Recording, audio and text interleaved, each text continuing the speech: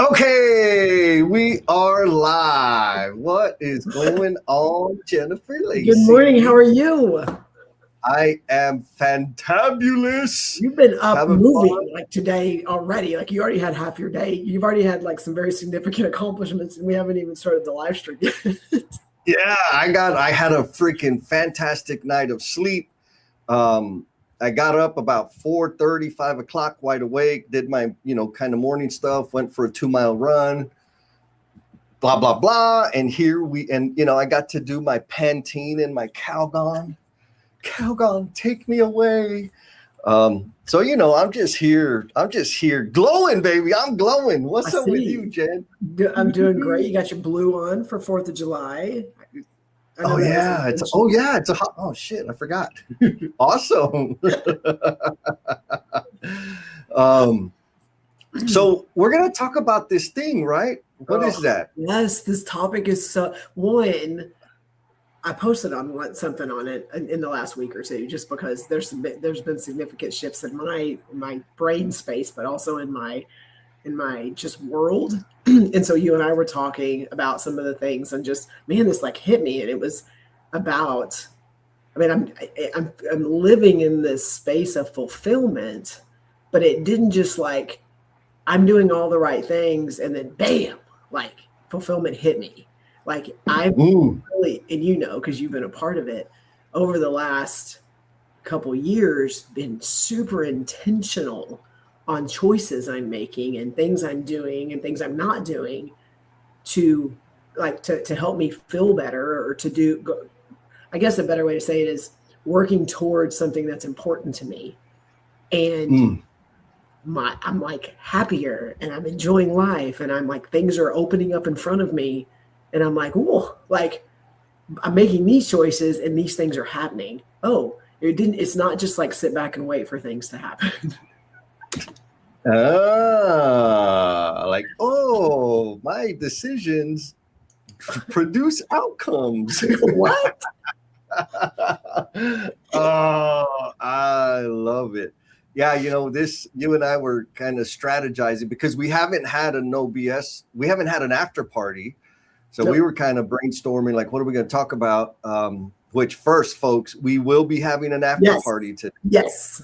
So I'll make sure and get those links later on the call. But this had come up, the idea about expecting that this was my statement, right? Is expecting your job, your like day job, to provide you with fulfillment is an unrealistic expectation. And I Yes. know that doesn't feel good. I know that's stinky. But I also know a lot of people that I really, really care about are kind of stuck in this rut, and they're fighting hard to make their job, like their bosses, their culture, their everything, give them fulfillment. And it's like, you could do that, but son of a gun, that's a long, hard road. And so you can design your life to cultivate fulfillment. Mhm. And how do I know? Because that's what I've done. And so that you and I started kicking out, I was like, oh yeah, this is Yes. exactly Trying what to we get some got to cheat do. codes, right? Like you and I Yeah, are trying we're to gonna get some talk cheat about codes to not let everyone else go down the journey we've gone down. Yup. So well, shoot, we already got people in the comments. Who Yes. we got? Yes. We Oh, look love at when that. people are jumping in. We Kirby got Coach. our sister Kirby Coates. What's up, Kirby? And then we got Mr. Jim. He says, Happy 4th, everyone. He's not ready to squirm. I don't think we're Well, going to be squirm on ready. this one, Jim. I think he's going to have some good Oh, contribution to he's the gonna have idea some stuff because to I add, think but he's we in do this have some space. squirmy questions, just so you know. Oh, we do have some squirmy questions, but we got to do the housekeeping, Jen. Yes, Would housekeeping you first. mind? Yes. Yes. Okay, so those of you that are just jumping in, or those of you that are sitting there kind of listening, going, what's about to happen? Talking to you. Those of you that have been listening to us before and you haven't really engaged very much in the conversation, we're talking to you too. And those of you that we just popped up on your feed somewhere and you're just like, I'm going to see what this is. All of you, we're talking to all of you. If this is the first time that you've seen us, or it's the first time that you are maybe potentially thinking about engaging with us, we would love for you to drop a blue heart in the comment. Like that's the ask, like nothing more than the blue heart, because what that does is it lets us know you're out there, and it lets our tribe, our No BS tribe, know you're out there, and they can engage with you in your content, because we want to recognize you, because we don't know you're there unless you put a comment. And so if you will please do that, and then those of that are already in the chat will welcome you with open arms. But it also, when you type any comment, even a blue heart, whatever, it doesn't matter, throughout the entire live stream, it puts you in the randomizer, which is a drawing we do at the end of the call. And Jesse, what do they get if they get picked for the randomizer? If for everybody that drops a comment, an emoji comes out from behind the lurker bush, you will get your name into the randomizer. And so at the top of the hour, what we'll do, it's a digital, what do you call them, raffle. And what we'll do is, if your name gets selected, you will get a 1-month pass to hang out with a bunch of ballers, to work on the leadership skills that most people are scared to touch. So, connection, listening, being human, vulnerability, all of those beautiful, magical things. All you got to do is drop a comment, drop an emoji. It'll get you in the thing, and we'll do the thing. Also, LinkedIn is being wonky. Okay. So there's a link in the chat. You might have to scroll up and down to find it, to take you to the YouTube live stream. If it's not acting wonky for you, it's cool. But I saw it was glitching out over here on my end. So let's see who is getting in the randomizer. We got the chief marketeer. He says, my job feels like work. What's wrong with my life? Exactly, bro. Like it's work. It's your job. Like, come on. Oh, then we got Miss Erin, the magician. She says, yes. Hey, tribe, what's up, sister? And then we got Mr. Daddy Hoots, Hootie Hoo. He said, what's up, my dog? What up, Hoots? All right, so we got the repeat offenders in the house. So let's see. What's the first? You know what? We're gonna be nice to everybody because it's a holiday, and happy July 4th, by the way, because I guess that's what normal people do. Here's the question, folks. Where in your life are you waiting for circumstances to change instead of intentionally creating change? Jan, this is a really complex question. It's light, but there's some complexity to it. There's complexity to it. And again, it was one that I was 50-50 on. Jesse, is this like, come on, we're throwing him a softball. Like early in the show, we're giving him like a, okay, where do you want to change? But also, I think where Jesse's saying it's a little complex is you may not know. You may, like, you're struggling or you're somewhere and you're just like, this isn't working, or I'm not happy, or I'm, things are happening. I'm getting frustrated. And you don't really know this is the thing. These are the things I'm doing that are either pulling me away from something better, or you're just living life. You're like status quo. You're doing the things that you're supposed to do, and you're just not happy. And when we call it, you just don't have joy. You don't love what you're doing. You don't get up on Monday morning and be like, I'm about to tackle this week. Like, if that's not where you are, we're challenging you. What are those areas? And it can be vague if you're not sure. My work, my family, my extracurricular activities. We're not judging here. What are those things? Where in your life are you waiting for things to change? And we have a lot of those. And some of them, Jesse, and I know you can speak to this, waiting for circumstances to change instead of intentionally creating them. Some of them could be, choices you're making when it comes to things that we struggle with in construction. Like there's addiction, and there's divorce, and there's cardiovascular disease, and there's suicide. There's a lot of even those type of things that choices we make contribute to those. Oh, 100%. I got an example of that, like a simple silly, but like for real. But before I give that example, Yes. looky. Good morning, Lance, what's up, baby? Yes, being uncomfortable is good, actually. And I'm going to say, like, that's the medicine. Like, start getting uncomfortable. Let go of your, step away a little bit from your comfort and convenience, because it is likely that it is your comfort, your need, your want for comfort and convenience that is keeping you stuck. Yes. It was for me. So now, in terms of like, what am I waiting for circumstances instead of intentionally creating change? Like my waistline, right? Like I want to be able to eat 6 pounds of fried food every day and and like weigh in at record lows and have fabulous energy and a clear mind. And that's not, it doesn't work. I was whining about it to you earlier this week. Like, man, I ate some wonton, but like a big old bag. I ordered, it was like supposed to be 6 wonton. They just filled it up. I guess I ordered late, right? So they just like, and I was like, hallelujah, I'm eating all, it's a sign, right? And so I ate all of those, and I had the big old bowl, like just a lot of fried rice and fried chicken, la la la. And so I'm frustrated. I really am frustrated on how much effort and energy it's taking me to, like, first, not gain weight, second, lose weight and build muscle. Like, it is not as easy as it used to be 10, 20, 30 years ago, right? It takes a lot of focus now. But my current body composition is a direct result of my decisions. And so I have to make, like, stepping on the scale every day doesn't make me lose weight. I got to make different decisions.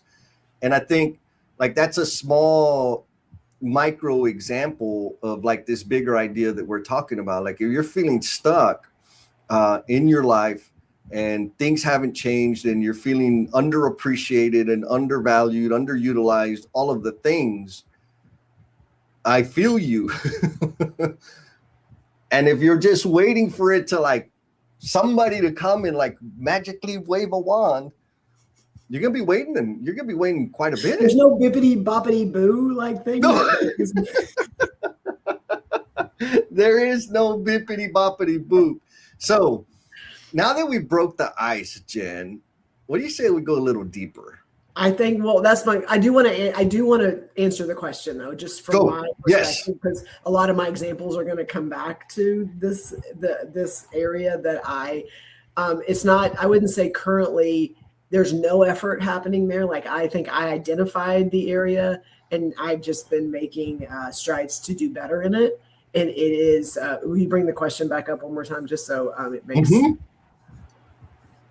So where in your life are you waiting for something to change instead of intentionally creating change? So for me, and you know, this was my relationship with my daughters. And it was a lot of my job is to help prepare them for adulthood and to teach them the things. Also living in a different era now than I lived growing up.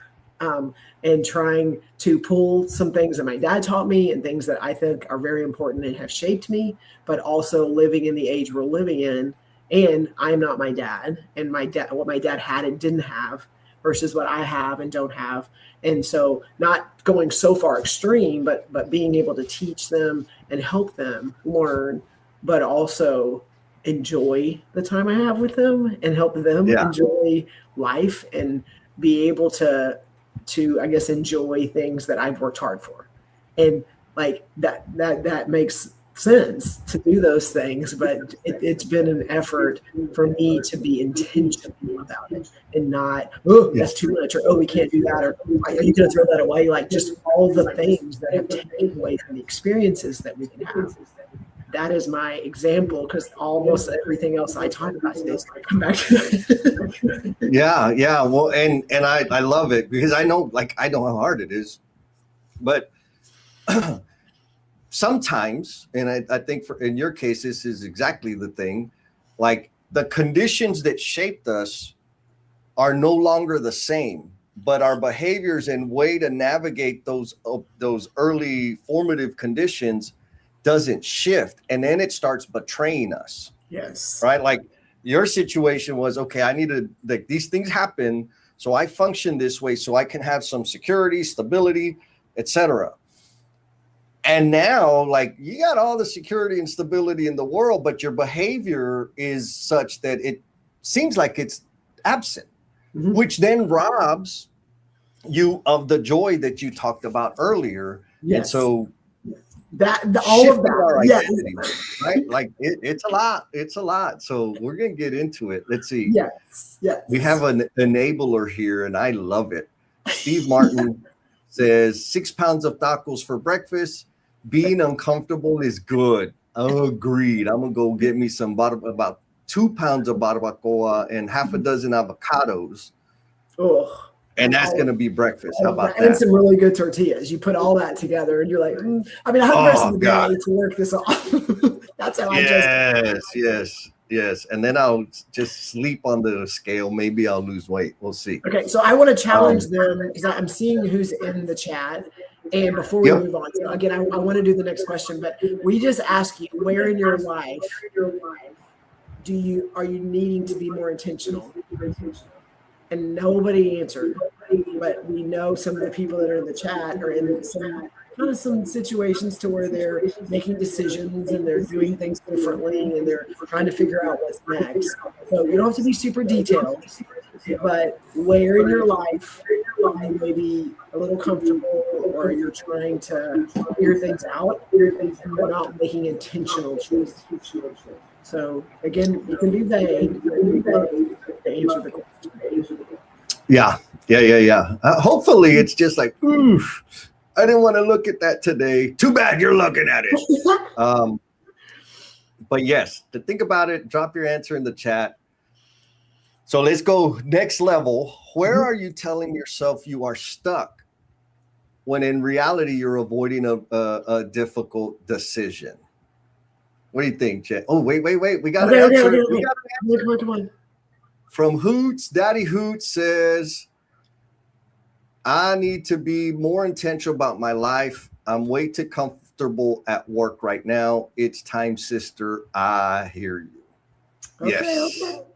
Yes. You know, like the whole job thing, it's serious. Oh, here's another one.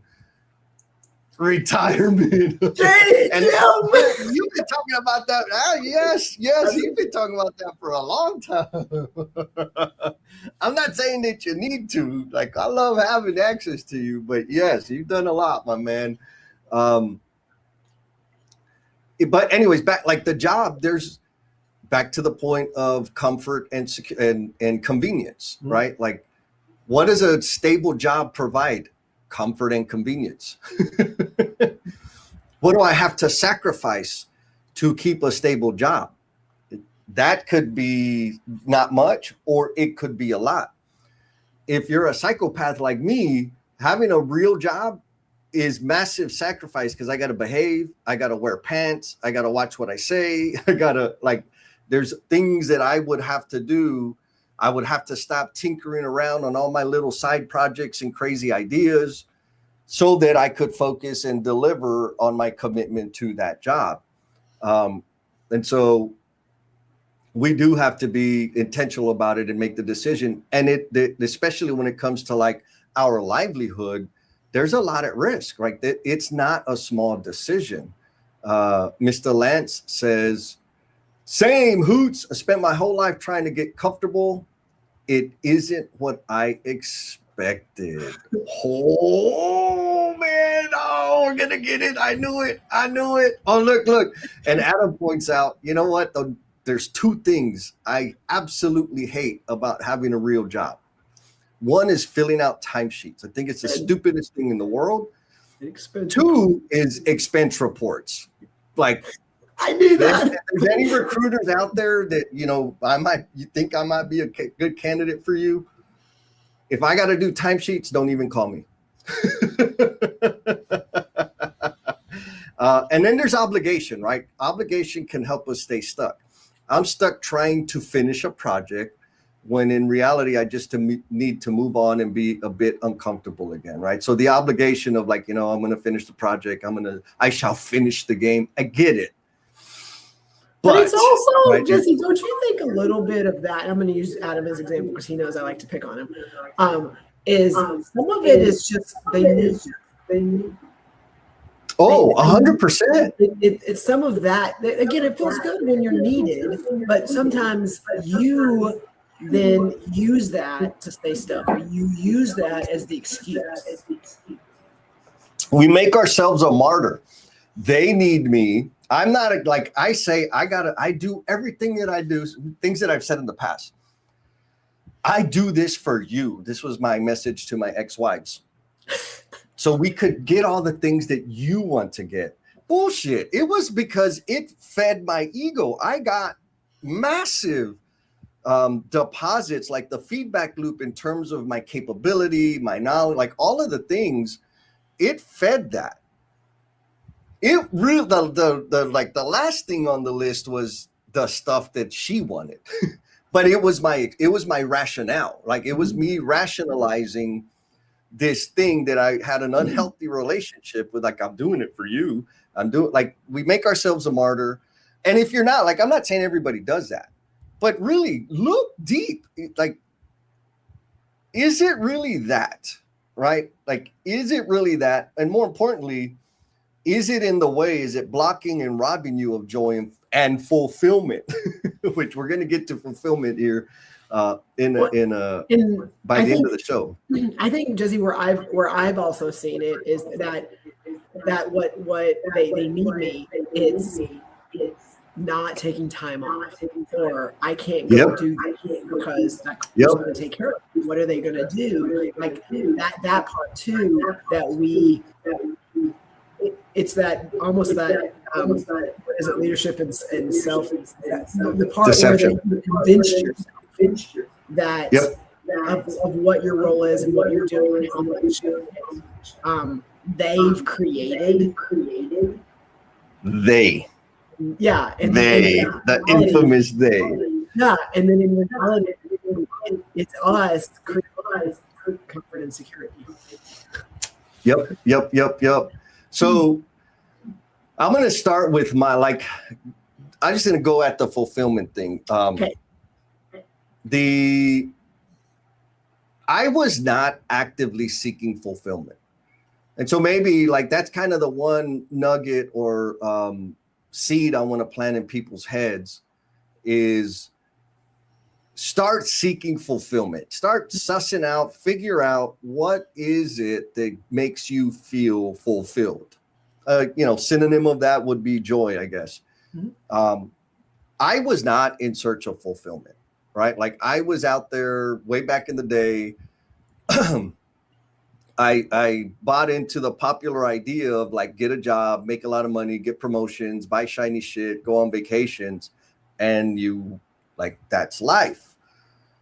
But it was miserable. I was miserable. I was absolutely, don't get me wrong. I was having fun and doing things, like accomplishing things and all that. That felt good. But it always, like the lifespan of it was super short. Like, okay, promotion, right? Raise, sexy job, sexy project. Yay. Like they were short-lived moments of joy or excitement. Mm-hmm. And then what happened was I was a panelist for a group of parents, and the parents were telling, like, they were in a program where they were helping the parents develop skills to advocate for their students, their high school students. And at the end of the program, they had to do a presentation. And they explained, like, a PowerPoint presentation, which a lot of them never really did or ever did, and explain, like, were they always this involved in their students' academic career? Why or why not? And so, they're doing their thing. And then one mother, Miss Dora, I'll never forget her. She says, no, I was not involved in my child's career. And he's at home on the couch in trouble with the law right now. And then she says, and then I heard you speak, and she points directly at me. And I didn't know her from I didn't know her. She said, and then I heard you speak and share your story of how you got involved in your little brother's life. And I decided right then and there that I was going to do the same thing with my daughter. And she would not be wearing any t-shirt of any university until it was the one that her daughter was going to go to. And I was crying like I was like, holy hell, because I had no idea that I could impact people in any kind of way. It was a result of me being a keynote speaker at this parent summit, right? There's like 300 some odd parents. And I was just telling my story of how I got involved with Renee. And then that happened. And like, I remember clearly, Jen, I was driving home and I was like in shock for the rest of the day. Like, what the hell just happened? I was sitting in my hammock on my porch. And I'm like, I'm never going to be able to impact people in that way if I keep doing the work that I'm doing. I cannot do this job anymore. And I called my ex at Madi at the time and said, hey, like something happened. And she's like, uh-oh, what happened? And I told her, she's like, oh shit. I'm like, yeah, like I didn't quit, like, because she knows I'm crazy, right? What I wanted to do was just quit my job. Because at the time I was a superintendent. And so that consumed all my time and all my energy, which didn't create space for me to speak to people and share my story. It took so much. I was like, no, I'm not going to quit my job today. I just know that I cannot do this anymore. I have to figure out how to do more of that. And that was the moment when I actively made a decision, said, okay, how do I stop doing this so that I could do more of that? And ever since then, it's been freaking phenomenal. What do you think about that? Well, just, yeah, I love this, and where it relates to a lot of the things you and I have talked about is, are you in a situation? Are you in a job? Are you in somewhere where you get to cultivate and impact the environment you work in? And so, and that's to me there's times where you show up, you go to your cube, whatever your job is. It doesn't matter what your job is. You go to the job site. Are you in a place where you have impact and influence on the environment that you live in every day? Because we work more than we do anything else. Just want to be clear. Yes. The environments that we work in and the people we interact with, we do more with them than we do with our family, than we do at home. Do we sleep? Like that, we spend more time in that space. So it's going to impact and influence a lot of what we do and how we act. Are you in a place where you have impact and influence over it? And not that you have to control it, but can you change it? Can you do things in it? And that's, again, where you had a moment of like, okay, not here. I'm going to have to figure this out, because you were in a place of, transition. You were trying to be like, I know what I need to do. I don't know the environment that I'm going to be able to do that in. And so, and sometimes we can find that in our work. I mean, I advocate very much of the environment that I work in and where I have impact and influence, but we also know that it hasn't always been that way, and not everything's like that. So you and I talk a lot, and you were in a space. And it's funny, all of you that are listening, you get to hear Jesse talk a lot, and you get to know a lot about his background. He's not always been this, let's go change it. He very much was in a space. And Jesse, even when you had this enlightening and this enlightenment, and you realized, I can't do this, even when you and I started doing stuff, you were still like, here's the steps to get to this life that I know I need to be in. And you and I just had a conversation, and you were like, "Oh, those aren't the steps." Or I mean, like where you had I guess here I got to do this, I got to do this to be able to get here. And you realize, oh, I can flip flop things. I can do so. Can you talk? Yeah, no, totally. Like, so when I had my awakening, and yes, you can hear all the details about it. Steve Martin says, I think I read about this in a book. Yes, in the book, Becoming the Promise You Are Intended to Be. It's one of the major stories in there. That was way before you and I connected. Yes. But it was like the first, if you could see my life trajectory on a map, it was the first one where it was like he's going down this path, and then hard right. like that event was a hard right. And to your point, like I was in a situation where I had a lot of debt.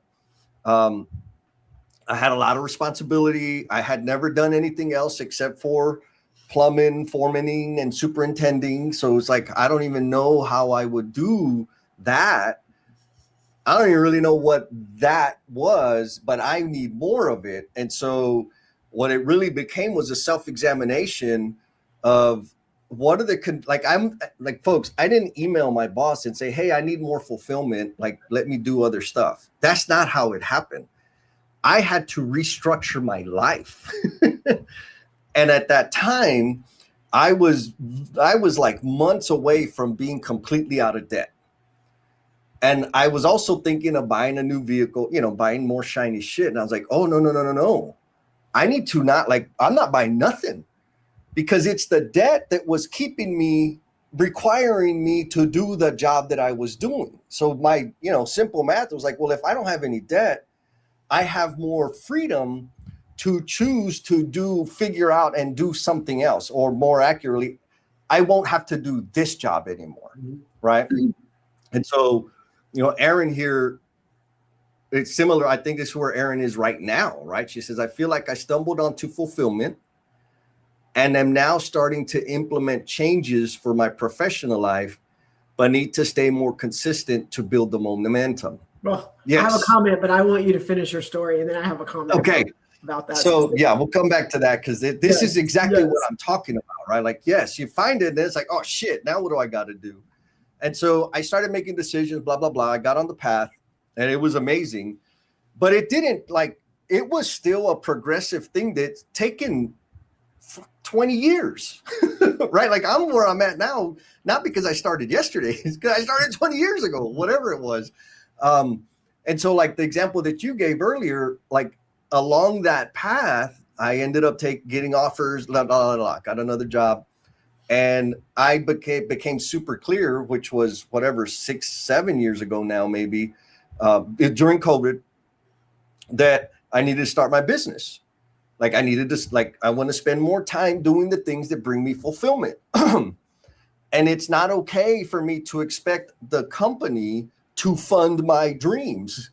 So I could be there, be frustrated, and let it take longer, or I could just start my own business and do it the way I want to do it as fast as I can, right? That was my rationale.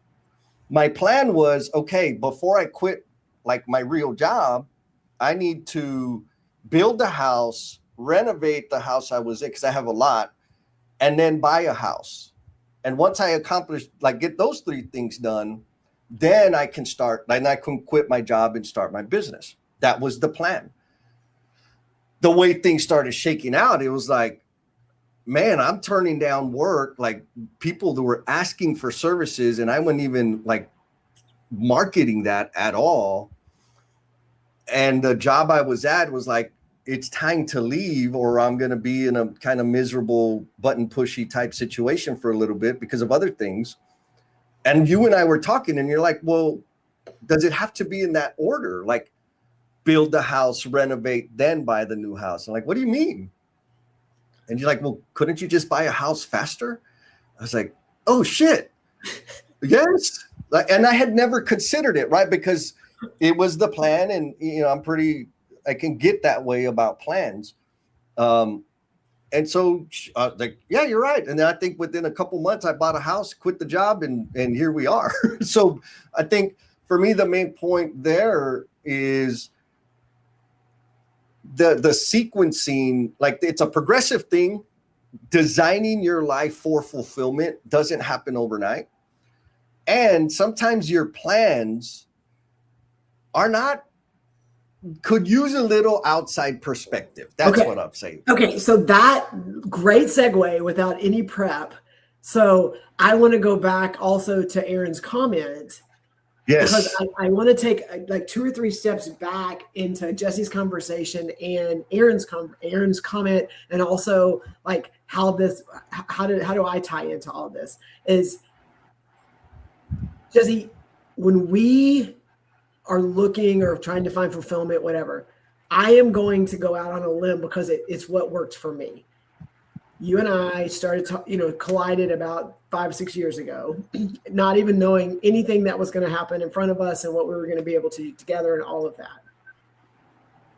I don't know I do know. I do know that I would not be where I'm at now, what I'm doing, the fulfillment and joy that I'm living every single day if we didn't collide. It may look different. It may feel different. It may be something else, but it wouldn't be this. So I want to say, going back to Aaron's comment, I don't think she stumbled into fulfillment. And and Aaron, I want you to correct me if I'm wrong. I think when you stumble into spaces and you change the people that are around you and the interactions you have, it forces you to make decisions that either direct you towards something different or make you stay where you're at. And so for me, and I give you full credit for this, like you changed that trajectory for me because of the things you asked and you challenged, but also made me see things differently. I think sometimes when we are in a space, it's comfortable. It's, like we are good, and the only thing that's going to change us, the only thing that's going to change what's in front of us is changing the environment and the people that we interact with. And so, again, not that you wouldn't be doing exactly what you're doing now, but I know a lot of our conversations have like, oh, turn here, left here, right here. Oh, like a lot of those things are because of the people that I know I've chosen to put around me that are not going to be like, oh, you're good, everything's good. Man, they're stupid. They don't know better. Like, we call them accomplices. We are intentional to not surround ourselves around. Yeah. Yeah, no, I mean, 100%, right? Like there are a lot of people in my life that care for me deeply and caution me all the time. Like, you're crazy. Why are you doing this? You shouldn't do that. Da, da, da, da, da, da. And I know they love me. I know it comes from a place of care, but I limit the amount of contact I have with them because that energy, like it seeps in, right? Mm-hmm. Like second guessing and all of that. So I had to change my network, if you will. And I mean, largely it's like because I'm, crazy. I spend a lot of time alone because I don't need other people's caution. Right? Like I get it. I want to get clarity about this thing, like this calling that is upon me that I want to fulfill. And in order to do that, I need to sit in it without other people's influence. Now, which is a little nuanced, but also I actively find people that are actively building things beyond the norm, beyond what the traditional practical approach to life is, which helps me get insight and understanding and, all the things, right? So yes, like, I mean, there's another, I think, cheat code there in terms of like, once you've identified, if you figure out what brings you fulfillment or what are the things that bring you fulfillment, then it's like, okay, who are the people, what are the type of people that do that? Mm-hmm.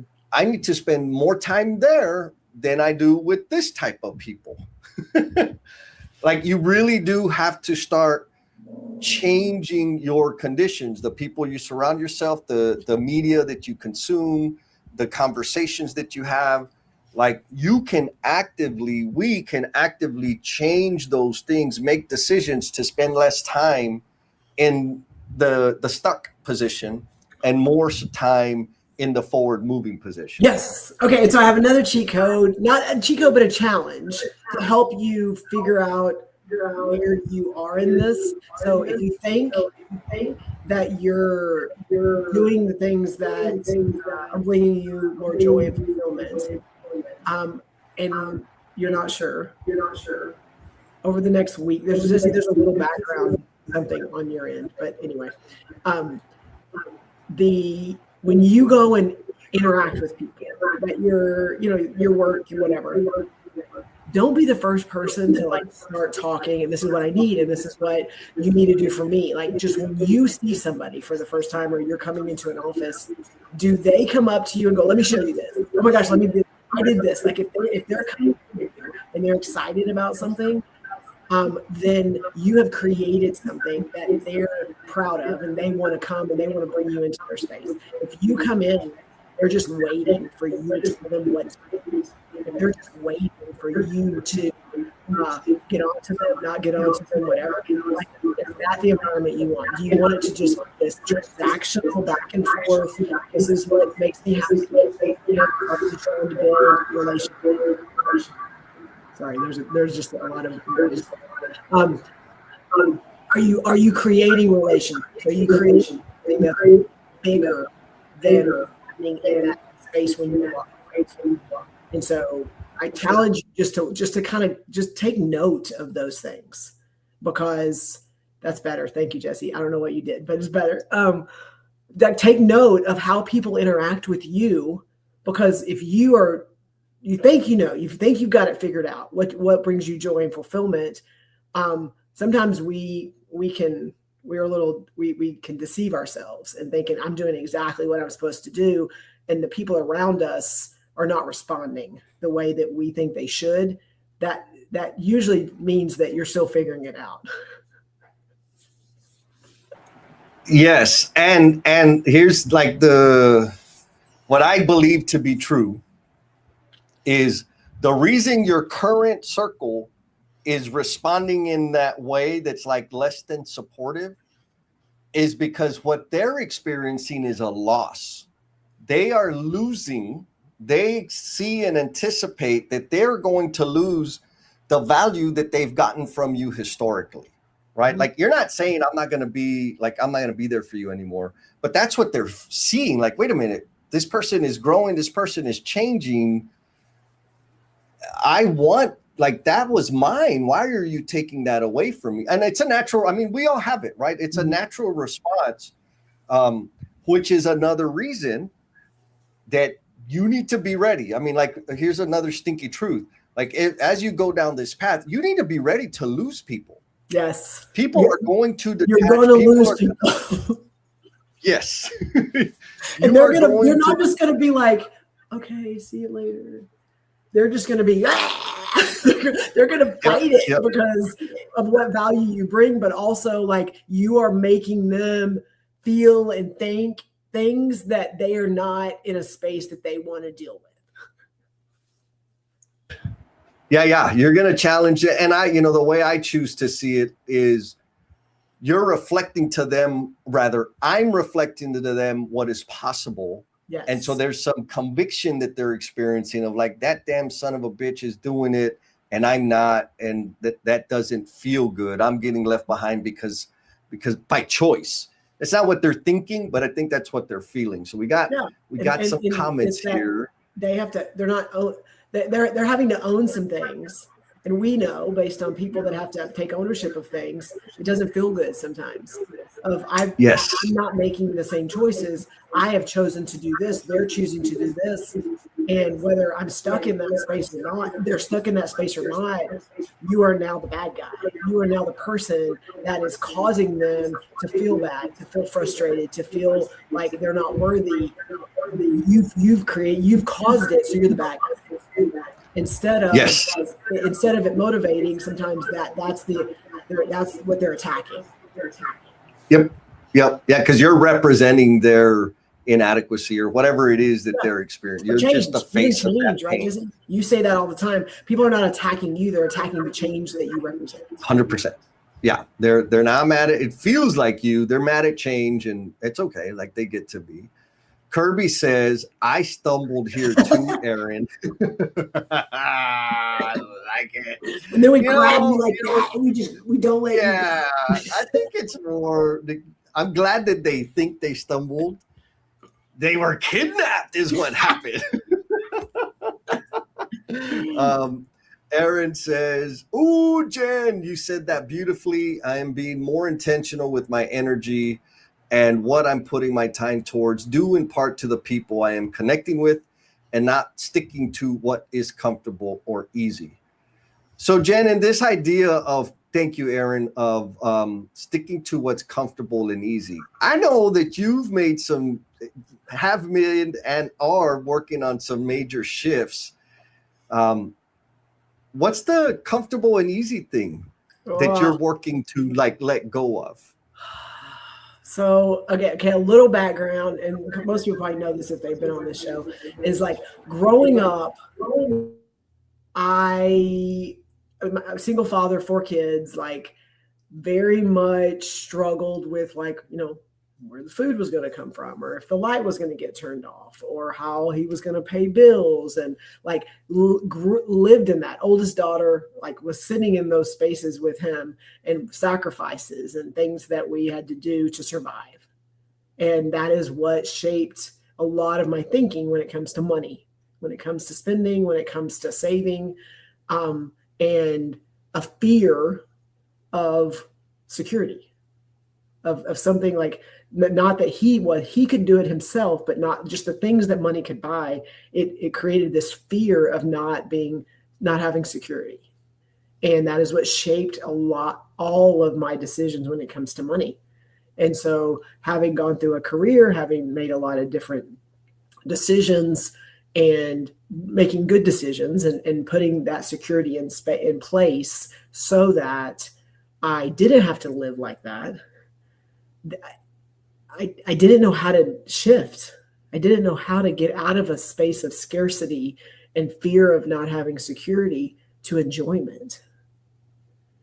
And so for the longest time, I just kept making the decisions to put all the security around me and to make sure I was okay and I could make good financial decisions. But I was losing the enjoyment in the moment, or losing the enjoyment of spending time with my family, or going and doing vacations, and not, but this, but that, that's going to cost this much money. And how, like, I lived in that space, and it hurt my relationship with my daughters. It hurt relationships with my family because of the way that I made decisions around money. And it was not like, it wasn't, I was trying to make them feel bad.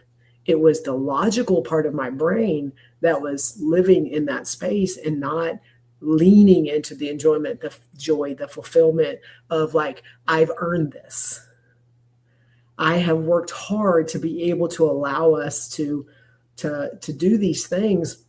And as a parent, which we know a lot of the people on this call are, like, it's a balance of teaching them how to become functional adults and make good choices, and the relationship and the joy that you have with them on, they are not living the life I lived as a 10, 12, 15, 17-year-old. They are not. And it's not their fault, and it wasn't my fault. But I can't make the same decisions and choices that my dad had to make because I am not the same person nor living in the same financial situation. And yet it's taking a lot of conversations between you and I, and a lot of choices that I've made, good or bad, to like have to let go of some things, but also relearn some things and try some things and fail. But also, like, now, I hate to say, they're 15 and 17, and now they're getting to enjoy, and I'm getting to enjoy them. And it took a long time for me to just be able to do that without resentment or even regret. So anyway. So I want to get a little example, because somebody could be listening right now and say, like, wait, you got to be responsible with money. Like, of course, like, there's nothing wrong with that. Is that what you're talking about being responsible? Or is there? Yes, you do have to have responsibility. Like, you need to be responsible. You need to have money in the bank. You need to be able to make sure that you can buy, when you have a flat tire, like, that's an easy one. When you have a flat tire, you should be able to go buy a tire. Like those are simple things. Like those are things that you need to be smart about. And you and I talked about that, being smart on making sure you're making smart decisions, versus you're at a water park and I hate this story because it lets you know what was in my brain. You're at a water park, your girls are enjoying the day, it's time to eat. And they want to buy nachos and an icy. So if you ever go to water parks or amusement parks or anywhere, a ball game, to get a thing of nachos and an icy for like $25. Okay, no judgment. $25 is not that much money.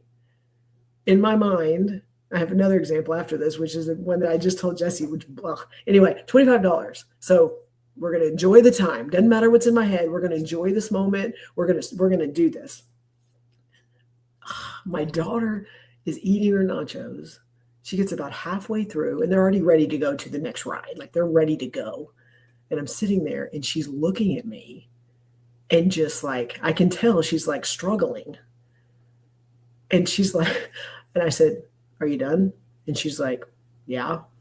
And I'm like, "Okay." And she's like, "What do you want me to do with the rest of the nachos?" I'm like, "Throw them away if you're done with them." And she was like, "Is that okay?" And I'm like, "Yes." And she threw them away. And then she went and had an amazing rest of her afternoon. That is me conditioning her that is more important than the enjoyment she's having. And that was a huge shift that, because I called you after and I was like, inside of me, I'm dying, but it changed the dynamic of how she experienced what that was. I'm like, that's such a tiny thing. It's $25, Jesse. And like, it was huge it was me changing the interaction and changing the way she experienced that entire day. It was 25 and she ate half of it. So it was really like $12.50 that I feel like maybe I lost. So anyway, which I'm assuming historically there would have been a lecture and a talking to about how much you're wasting and all the things that would have created friction. Yes. Yeah. Thank you, Jen, for sharing that, because that's a perfect point, right? Like money's like, I get it, right? It's a big deal. But we can all make more money. Number one, you can sell pictures of your feet on the internet if you need to make money. Like there's a lot of ways to make money. But what we do is fight and claw for the money that we currently have. And what's actually happening is we're cashing in joy and a positive experience. Like she experienced you in a different, forget the nachos in the water park. She experienced you differently because you said $12.50. Like, I know what I got in my bank. $12.50 is nothing. And that's the point, right? Like the things that we hold on to rob us of joy and rob us of fulfillment. I love that story. It's not, please, like everyone here knows, like it's not like, oh, we're just not going to worry about it. I worry about it. And I have all those internal conversations in my head. I just am choosing not to voice them in those situations so that I can enjoy it and they can enjoy it. So again, I'm still working on it. It's again, so maybe here's the point that people can hang on to. Like it's not gonna, like, finding fulfillment and starting to work towards that, it ain't gonna be easy. It's gonna, not only is it gonna challenge everybody in your current circle, it's gonna challenge the living hell out of you. Well, and Jesse, like I literally this past week had an example. It's even less than $12.50. Like, Jesse, this is so bad. I can't even believe I'm owning this. But went on vacation with my daughter and her best friend. I went on a work trip and took them with me, and then we were able to stay and go to the beach and stuff. And while we were there, we were going to the beach, spending the day. We needed lotion. We needed to be able to not get burnt. And so we went to the store, CVS, whatever it was, and I bought a thing of lotion, a spray of lotion, and it's normally $11.99. I think it was on sale for $8.99. And so we were there for a day. We went to the beach one day, sprayed down, used it, probably used like a quarter of it, and I couldn't bring it back on because we didn't check bags.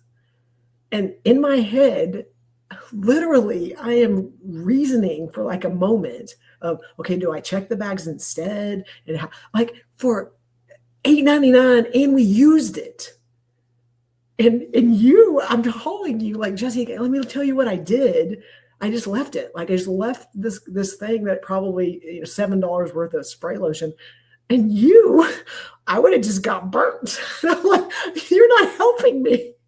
I'm excited because I'm leaving the bottle of Coppertone or whatever. And you're like, yeah, I'm not sure I could have done that. Yeah, 100%. Because I'm like, piss on it. I'm just going to have sunburn instead of spending $9 and then leaving, which I would have had, 3 or 4 or 5 days of really uncomfortable sleep and the whole thing for freaking $9. I can make $9. Like, come on, ding dong. Point being, like, it's a natural thing that we have that I think everybody wrestles with, and it's okay, but we can work past it, right? Yes, Steve says the fulfillment paradox. You need to roll the dice until you find fulfillment. I think yes. Intentionally try storming in that way is a journey toward your purpose, your unique superpower that brings fulfillment. So is it chance or intentionality? Yeah, I mean, yes, right? Like, yes. In terms of, is it chance? For me, I think it's more, it's the not chance part is me letting go of the traditional thinking that let me enter a space that helped me discover it. Right. So me being involved, going to that thing to be a panelist, everybody in my circle, even my boss was like, why in the hell are you doing that? Like, you could do it, like whatever, but why are you doing that? You're not even a parent. Like there was a lot of reasons, like, why would I be there? I'm not getting paid for it. Like there was a lot. So I decided to go against the norm, right? Let's just keep them, since we're on this money theme, $8.99 of sunburn. I wasn't getting paid for that. Like, it's not my job. And there was no long-term plan. Like, it was kind of an anomaly. And so I decided, this is the not chance part, I decided to do something that was not on the traditional path, that was not within the practical decision-making frameworks that I had and the people I had around me. The chance part is the touching somebody else's life, right? Like I went and I did, the thing that preceded that was I went and did a keynote. And for me, it was amazing because I was center stage in front of 300 people. Like I was going to get attention. Shit, yeah, I'm going to do that. Of course, that makes sense for me. The chance part was that I touched somebody's life. Mm-hmm. So I think the thing is give yourself permission, right, to explore the things that you're interested in. I think the other thing is in terms of, like, that's the chance part. Give yourself permission. The not chance part is stop freaking scheduling your life to the nth degree, because it's within the open space that chance can come in. Yes. Right? You know how I travel. I'm going to go to this place and I'm going to be there for 3 or 4 days and I'm going to do 1 or 2 things.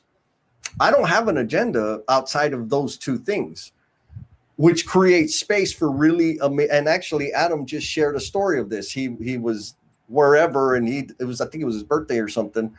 And he decided to follow a little kind of curiosity, follow the muse, and then he was taking pictures with eagles and like really cool stuff.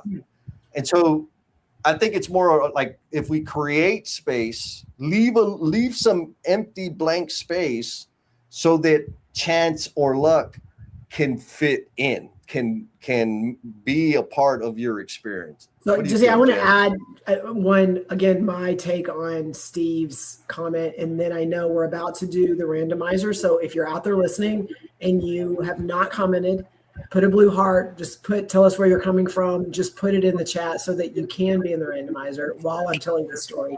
Is the way that I take Steve Martin's comment is I agree. When you and I collided, I did not know my path. I didn't know what I didn't know we would be where we are today, doing what we're doing, wrote a book, live streamed for 4+ years, all the things that I've been able to impact in this industry. I had no idea. So in my mind, I couldn't have said, I'm going to open myself up to fulfillment to accomplish this goal. I would have not been able to articulate that. So the way I take his choose, like, what's the next right thing? What's the next right thing right now? Not the path, not the journey, not here's all the steps, here's the schedule, here's all the things that are going to get me to this ultimate 5,000 year plan, whatever that is. Like that's not what, like, we understand when we talk about fulfillment, we get it caught up with like strategic plan and what's your 3 to 5. And like, we get caught up in that. And that's not what we're talking about right now. And I would agree, you cannot define what fulfillment will be for you next year, Jesse.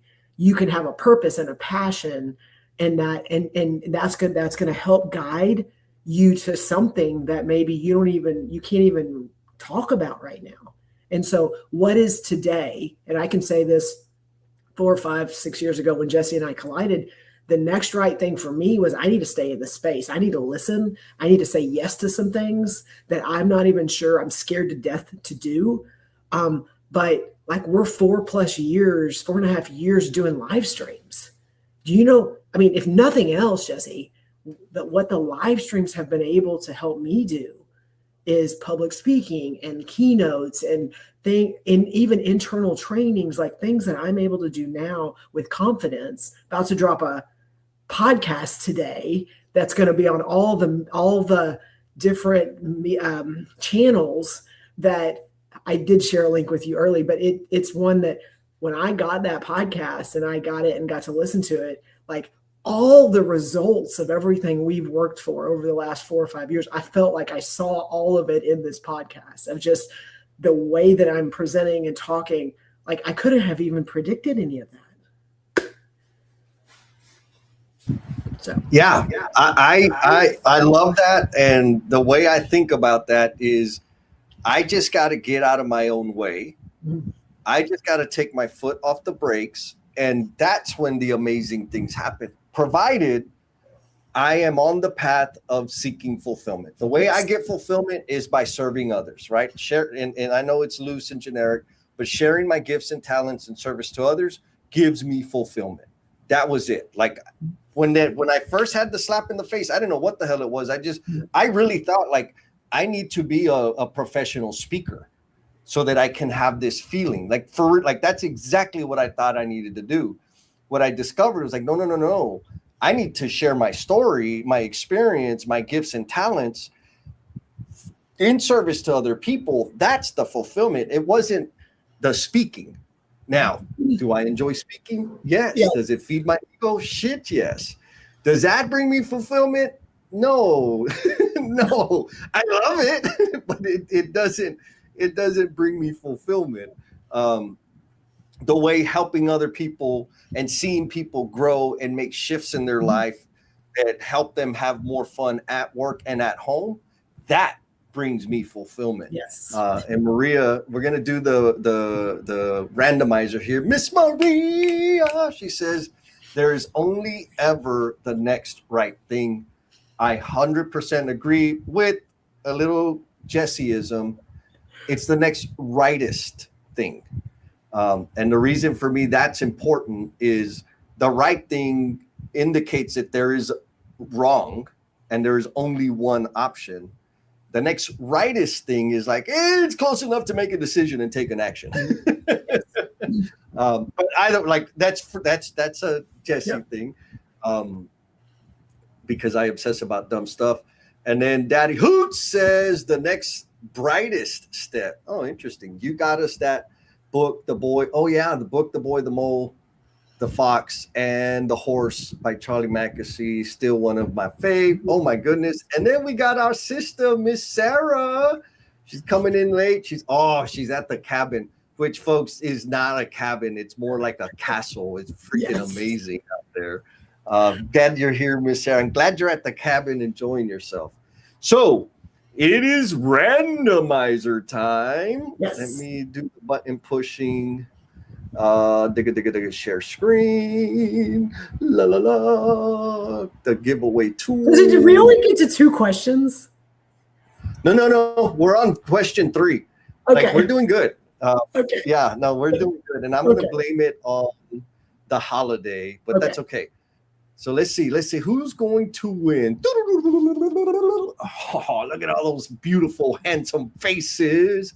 Who's gonna win? Ooh, ooh. Aaron. Well, Aaron is already, Miss Aaron, you're already a victim of the emotional bungee jumpers and the cultivation crew. So you, my sister, get to invite a friend. You could take your prize and pass it on to somebody else. We'll connect afterwards so we can figure out who you want to torture along with the rest of the folks and everybody, just so you know, that emotional bungee. Jen, how long have you been an emotional bungee jumper? 1, 2, 3, 3.5 years or 2.5 years, 3.5 years. Yeah. Yes. Yeah. How much has the format of that call changed? We've tweaked it. I mean, we continue to tweak little things, but I'm going to tell you the overarching premise of it is it's exactly the same. And I learn every time I'm on there. Like, it's monthly. Yeah. So we've been doing this for 3.5, I don't know, probably 3.5 plus years. I don't even know, but every time I'm on it, I'm learning. It's a skill. We're learning skills to be leaders. We're learning skills to interact with people. We're learning skills to grow in whatever space that we're trying to grow in. And every time, even if I'm not in the middle of the exercise, I'm learning things that I can take and apply in my everyday life.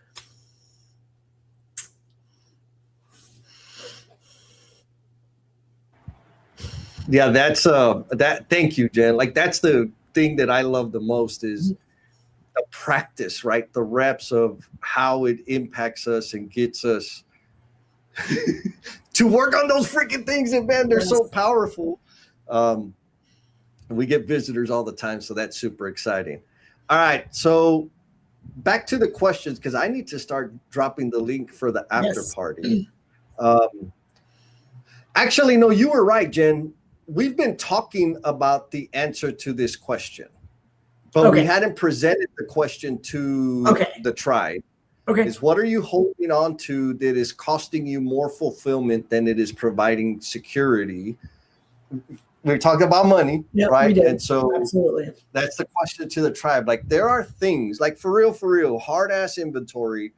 What are you holding on to that is costing you fulfillment? Jen painted a beautiful picture, right, of those things, those weird little tic-tacky things that get in the way of our fulfillment. And you know, like, for real, if you never thought about this question, expect for it to take a long time to keep thinking about it, right?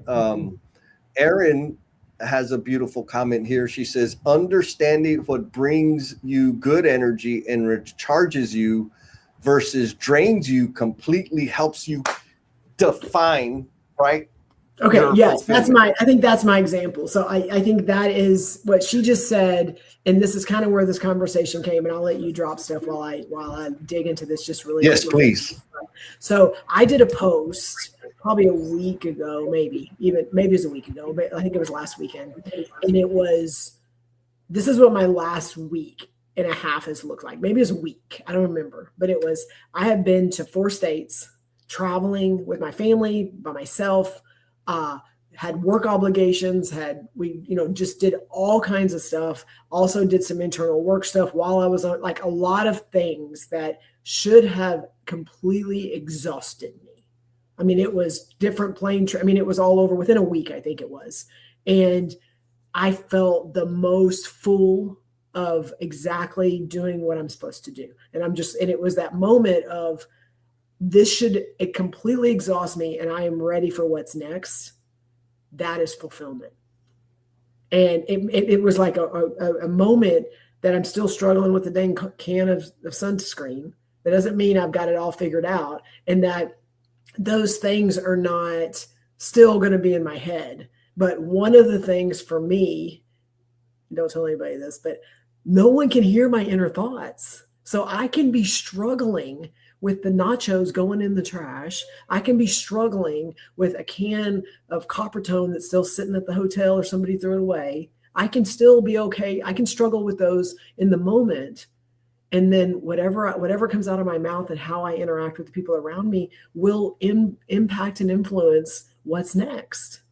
And right now, I have a 15 and 17-year-old that I know not long they're not going to be in my house, and I don't get to control when they show up and when they don't. That is my focus. That is my purpose of trying to help make sure that I am in a space to where they want to hang out with me. They want to do more things with me. I can still teach them. And so they can't hear what's in my head. Am I creating the best environment, the best experience that they can then take from it and feel good about it? No, Jen, as you were talking, this is what came to mind. And folks, the links to the after party are in the chat. So if you want to continue this conversation, give us feedback, or contribute to what the next conversation is going to be, because typically that's where we get the idea for our next live stream is from the after party. But what was coming through, Jen, while you were talking about it is, for me, and maybe you can answer, and maybe it's more of a question. Like when I started down this path of like seeking fulfillment and like mining, right? Like digging around, chipping, like, oh, I like that, I'll do more of that. Life started feeling lighter. Yes. Right? Yes. The things that were big and heavy were not so big and heavy anymore. Mm-hmm. And I was making them heavy. I was literally making them heavy.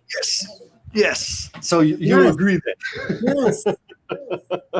Yeah. All the things that frustrated me the most, I was causing the frustration. Yeah. So, I mean, China, because it's hard, right? Like, I wish I could give people a map or a recipe or a freaking downloadable template, because people like those things, on how to find fulfillment. There's Ikigai and all these other freaking things. It's like, yeah, that sounds great, but how do you do it? I don't necessarily know how to do it, except I know what it feels like, right? The signals, the whispers, and Aaron said it, I think, extremely well, right? Understand what brings you good energy and recharges you versus drain you completely helps you with defining your fulfillment, right? Looking for those situations, or reflect back on the times and the people that you experienced, like, wow, this is amazing. Like, what is this? Or to like your point, what your post was like, I feel like I'm exactly where I'm supposed to be, doing exactly what I'm supposed to be doing for exactly the people I'm supposed to be doing it with, right? Like that feeling, I get it a lot. Now I get it a lot. I didn't used to back then. But those are all indicators or signals to like continue pursuing in terms of discovering where your fulfillment comes from. What do you think, Jen? Is that too wishy-washy? No, I think that's exactly. I think it's those things. Are you doing inventory? Are you doing a self-reflection? Because a lot of times some things are so outward that, am I okay at the end of the day or in the morning, whatever it is? Do I feel like I accomplished things I need to? Did I make the right relationships? Did I foster these? Did I cultivate? Did that situation happen because I did this? I did this. I didn't own this. I didn't apologize. Whatever those things are, like, are you doing kind of an inventory?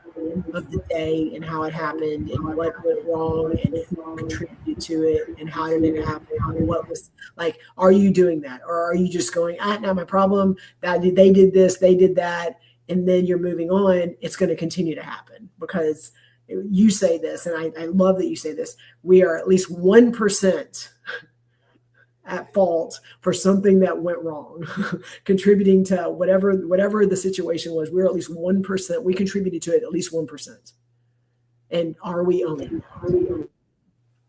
Own it, baby. Own it. That's the only way you can change it. So Sarah says, it is great conversations. It's watching my daughter grow, watching my husband laugh. That's a beautiful, because people do. It's interesting. People get a lot out of family. I don't.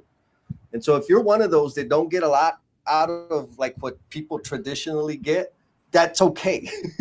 That's okay. Keep hunting. Steve said, oh, this is actually finding fulfillment, the spaghetti diagram of life. Yes, 100%.